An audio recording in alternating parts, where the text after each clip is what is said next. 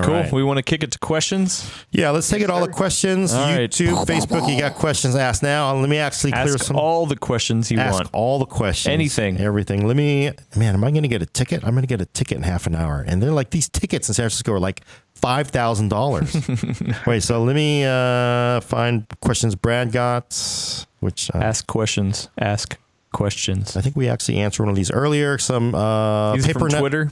This is from Twitter. PaperNet answered. PaperNet we answered on the third party. We also answered Ken Panzer's question about Ryzen quad core configured. 2+2, 3+3. Also, we got questions about the HEDT, which is an Intel term, Ryzen chips that have been floating around. These are just rumors. Josh Scott Bradley wants to know about it. What's up with these high performance Ryzens? What can you say about that, Brad? Nothing. AMD hasn't announced them, but the rumors going around are that AMD is working on, they call it, according to the rumors, X399 platform, which is funny because Intel's is called X99. But platform for like higher end chips, kind of equivalent to Broadwell E on the Intel side. And the rumor being that they're working on a, what was it? 16 core chip, right? 16 core chip, 32 threads chip for around $1,000 is the rumor going around right now. AMD said nothing about it, but rumor mill's going on about it. Who knows if it's actually going to exist? I mean, Naples for servers is 32 cores, right? Yeah. So, I mean, there's plenty of room between 8 cores and 32 cores. I would expect something to go in there somewhere at some time. But so the X399 chipset is really what they're going to call it, or the rumor mill says? That's what the rumor mill says. But, I mean, if you think about it, right, we have Intel's things right now are... We have Z270, right? And X99. So AMD's is X370. And they also have B250. So AMD did B350. Oh, man. So Intel's kind of just dumping on their names. So X399 doesn't sound too unrealistic to me right now. That kind of makes sense because the rumors are Intel's going to introduce their new X299 chipset this summer, the summer time frame with the new Skylake X or KB Lake or whatever heck. So that it's just funny. I did not put that together. It's like, man, that is like, that's kind of mean. That's just sort of confuses people, right? So the chipset's better. We also have Ryzen 5, Ryzen 3, Ryzen 7, just like Core i3, Core i5, Core i7. Yeah. And Intel stole that from BMW, so because if people were conditioned to go 7, 5, 3. I mean that's really funny. Is what it goes back to. So like, Jeez. 3 is not as good as 5. A 5 series, and if you really got the money, you got your 7 series Beamer. So, okay, now I can see. That's the rumor going around right now. I mean, it makes sense to me for a 16 core part. I mean, if they're already doing 8 core parts and they can do 32 core parts, then it makes sense that 16 would fit right in there. Yeah. So, but who knows? They haven't officially announced anything yet. So, right. And that's the question. I want to give a shout out to him. John Shaft, as we know, the famous detective. Would you expect Naples to get an 8 core, 16 thread, or 12 core? And with a 8 core or with quad channel memory? Yeah. Who knows, right? Naples, have they talked about memory configuration for Naples? I think it is quad on that, but it's actually, Naples is pretty over the, it's insane. Naples is just over the top. And whatever all the haters on Ryzen 7, Ryzen 5, Naples is like, damn. So 32 cores. Yeah. But yeah, so, it'd be sweet. It'd be funny if they do a high-end desktop, different platform, the Ryzen 1900X or whatever, and they name it to stomp on Intel stuff again. That'd be funny. I wouldn't be surprised if it does happen, but they haven't announced anything yet. So. Yeah, I gotta say, man, if AMD had a high-end desktop part like 12 core that was reasonably priced, that'd be like the chip for me because 8 cores are awesome. Like I could use 2 more. It's hard to say you need more than 16 because a lot of applications. In fact, even 10 cores kind of stretching it. But if you're doing a lot of things at the same time, 10 core, 12 core, it's awesome to have. It's really awesome to have. It is. Quad cores, they don't cut it for me. So if they do that, that might be the part for me. And I'm sure there will be concerns over gaming performance, but I'm not going to be worried about that with my 1080 Ti, right? So. Any questions from Facebook or YouTube? We got plenty. From Facebook, we have a good this or that from Anoni. Intel Core i7 7700K 4.2 gigahertz socket 1151 or AMD FX Series FX 9590 4.7 8X OEM. Pick one. Pick one. Like, is that a choice? Because I'm like, there's more there. Look, I know people say I'm an FX hater. I'm just sorry. It's just past its prime. If you're saying like that question is not correct, it should be 7700K versus what? What is he saying? FX 95? 9590. Oh yeah. I'm sorry. No, you don't want the 95. I have a 9590. It works on like 3 motherboards. No, you do the KB Lake there. I think if you're asking that question, it really should be 7700K or 8370 and a GTX 1070 card, because there's a price disparity. You're getting more money, more value by going AMD, but no, clearly 7700K is the way to go. And frankly, wait for these Ryzen parts. So I mean, just no. All right, the Naked Truth on YouTube says, why do all the AMD motherboards look cheap and low quality? I hear what you say, Brad. What do you think, Brad? I mean, they're still young chipsets. One, I don't think they're that cheap and low quality. I mean, I agree. I can hear what you're saying, but like the MSI titanium board, if you hold it up next to the KB Lake one, I mean, that's what I did at CES, and they're pretty comparable. And I have the Gigabyte gaming 5X X5, something like that, here, and I like the board. I mean, it's got LEDs, and I'm infatuated with it. Yeah, but I do kind of hear what you say, because at CES I thought they looked a little unpolished, just a little bit. The final boards are better, but yes, I think what you're really seeing is this is a young platform. Kind of remember Z270 is just Z170, which is not a huge difference. And they've had a lot of time to add tons and tons of features and do all the polished marketing and get you to pay for all these LEDs. This will happen with Ryzen boards as well. I mean, I doubt these they're just not as mature. They will get better. They are a little rougher, but I don't think once it's in your box with all the video cards and all your LEDs on it, anybody will ever notice. So. All right.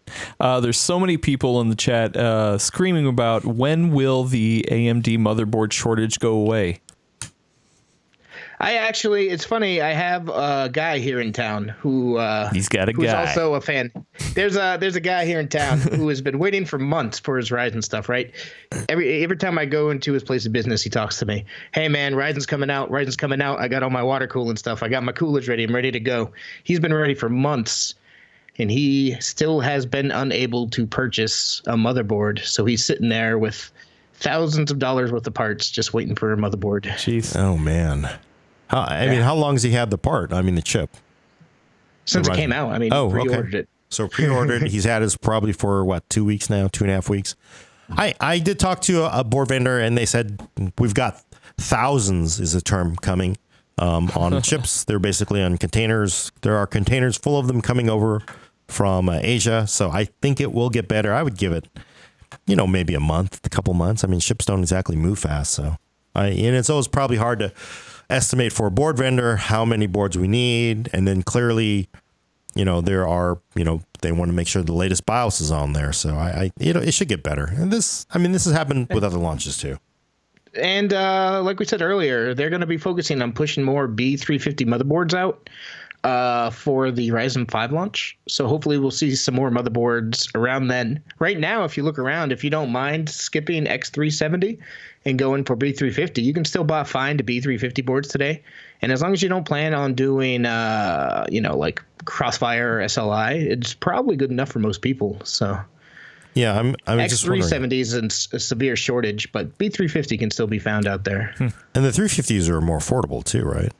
Yeah, they're like the step between the mainstream. It's right below enthusiast grade, I think AMD called it. Yeah, so let me look at the slide here. So, of course. Coolers have been a problem too. I've heard from several people who are not having any luck getting AM4 coolers or cooling brackets for their existing parts. But I mean, this is still, it's only been out for a couple of weeks. So okay, and the B350 does support overclocking, which is good. That's you're not locked into the only buy Z series for that kind of stuff. And really, it looks like what? So you lose Crossfire. You do step down. I think it's 4 SATA ports versus just 2 by versus 6 on the X370. And then you also lose a couple of PCIe lanes off the chipset too. So, but unless you're running crazy amounts of I/O and storage, it's probably fine. Yep. Okay. But hopefully it ends soon. I mean, this is like, it was the same deal when the GeForce cards came out, right? Everyone's like, oh man, I want to get a GTX 1080. I want to get a GTX 1070. It was the same thing with the Radeon RX 480s. You couldn't find them for a while because people have been waiting and wanting to buy these. And I think that's much more so the case with Ryzen chips than it was with those graphics cards.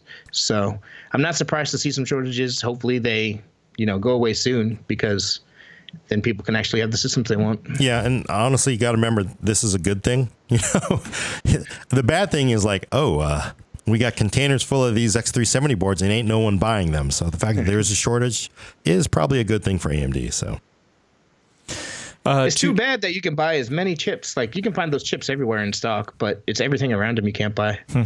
Man, I saw one on Slick Deals. I pointed out to Elena, who I wish was here, but she's sick because she's the in-house cheapskate.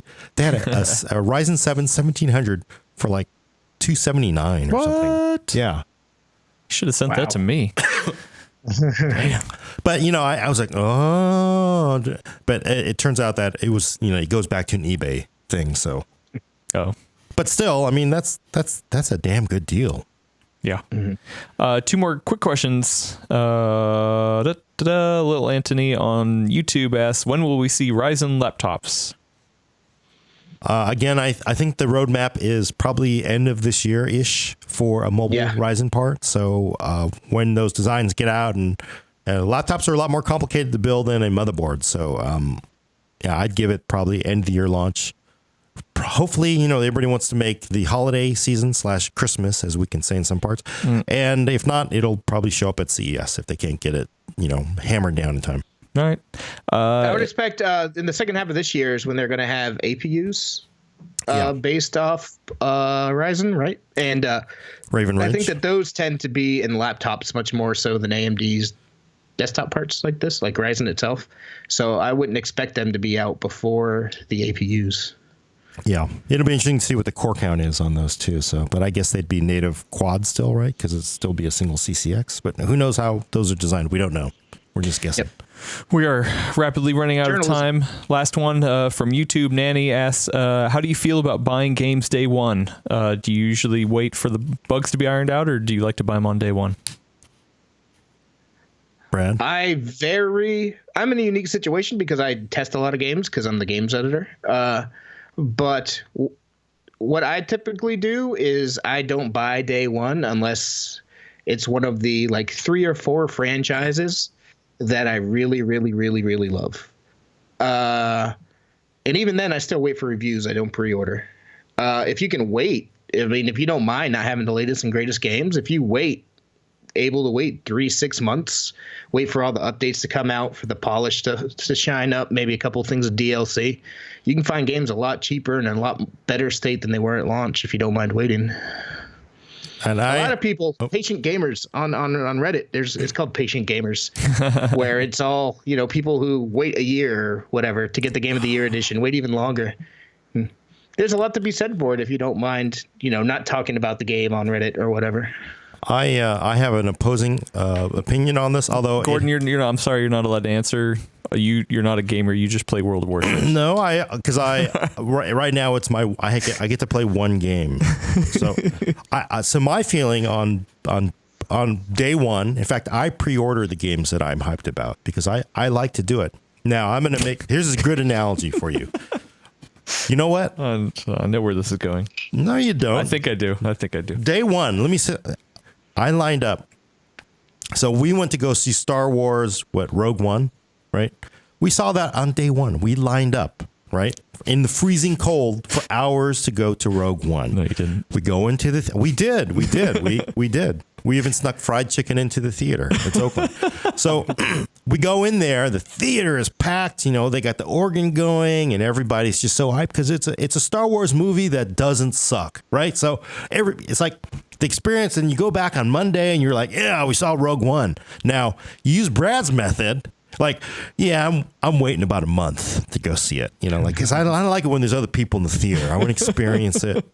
Like, so like a month later, you see Rogue One, and then you're like, hey, you want to talk about Rogue One? It's like, no, man, what the hell? That came out a month ago. You didn't see that till now? Well, you can just buy the DVD, right? So it's like, you want to get in on the hype. You want the excitement of playing that game when it's new, and everybody in chat is excited. They're complaining about all the bugs. You've lived through all the bugs, so you buy it day one. That is an experience that is worth money for. You could wait a year, or you could wait 5 years, or you could emulate it later on down the phone on your phone or something. But you know, it's nice to get in day one. Gordon loves bugs. Yeah. Meanwhile, those people who bought No Man's Sky are real happy that they waited a year if they buy it now. Well, yes. I mean, my strategy does not always work. I always bought Battlefield, every single one. I pre-ordered. After Battlefield 4, I said no more, and I did not pre-order Battlefield 1. But yeah, it has been me. And I will say the same thing. My wife and I, we dressed up in costumes to go see Indiana Jones, the Crystal Skull. Yeah. Yeah, that was a failure. That was like, we took the day off, we got into costumes to see the worst Indiana Jones movie, a heartbreaking experience. Yeah, that can happen too. You know, and that is a risk to buying on day one or pre-ordering. That's the same experience. Or you could be like Brad and be safe. Wait, I'm going to read the review on the Atlantic before I go and see it. Yeah, whatever. All right. Ready to go before John comes in and yells at us. Take us out. And I get my ticket.